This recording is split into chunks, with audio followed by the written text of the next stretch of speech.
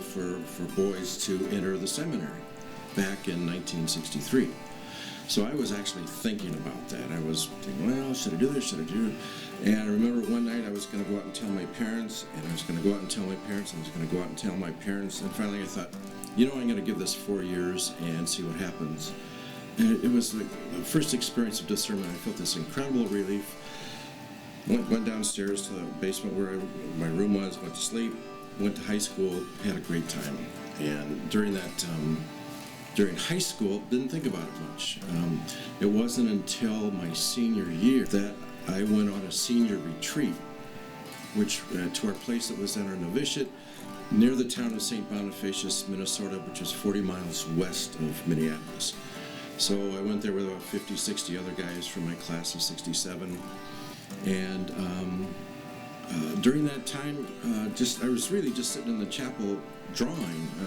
I fancied myself a little bit of a drawer or artist. I wasn't that good, but I was trying to do stuff, and had this overwhelming sense of being addressed, saying this is where you belong, and that's what I felt. This intense joy and consolation, and recognition of this is what life's meant to be, sort of thing.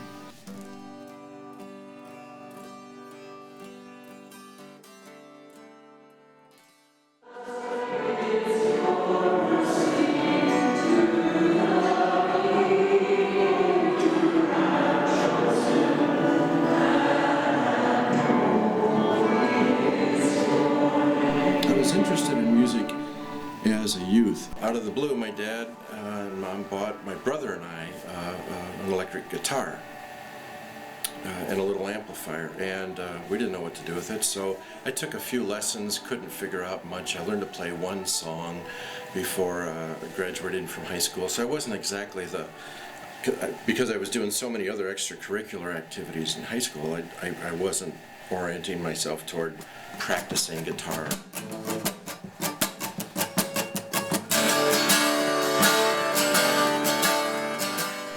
So in the early days, in terms of looking at music and church and vocation, it was a time of learning. It was a time of a lot of energy, a lot of positive growth. My music, I think, matured.